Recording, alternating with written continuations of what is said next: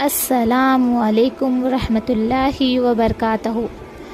روزے اور تراویح باعث مغفرت۔ رسول اللہ صلی اللہ علیہ وسلم نے ارشاد فرمایا کہ جو لوگ رمضان کے روزے ایمان و ثواب کے ساتھ رکھیں گے ان کے سب گزشتہ گناہ معاف کر دیے جائیں گے، اور ایسے ہی جو لوگ ایمان و ثواب کے ساتھ رمضان کی راتوں میں نوافل تراویح تہجد پڑھیں گے ان کے بھی سب پچھلے گناہ معاف کر دیے جائیں گے، اور اسی طرح جو لوگ شب قدر میں ایمان و ثواب کے ساتھ نوافل پڑھیں گے ان کے بھی سارے پہلے گناہ معاف کر دیے جائیں گے۔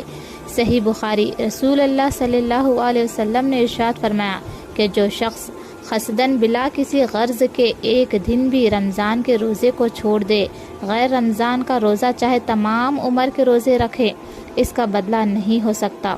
اللہ اکبر۔ اللہ ہمیں رمضان شریف کے نعمت انور و برکت سے مالا مال فرمائے۔ اللہ ہمیں روزے رکھنے کی توفیق عطا فرمائے۔